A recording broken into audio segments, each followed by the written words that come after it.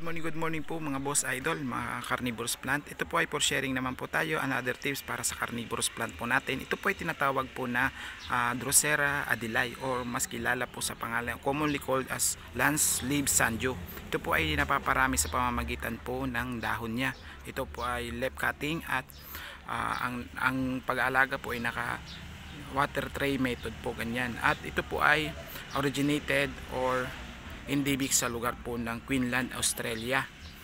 At sa pamamagitan po naman ng paghunt niya is nakukuha niya po yung prey na nakukuha is sa pamamagitan po ng sticky mucus o yan mga galamay na po nakikita po ninyong yan. Ito po ay ating pong inaalagaan sa ating simple nursery, kaya sana po nagustuhan nyo po. Follow for more para sa basic and simple po carnivorous plant care tips. Yan mga idol, maraming salamat. Happy carnivorous plant keeping and growing po, mabuhay and God bless, peace out.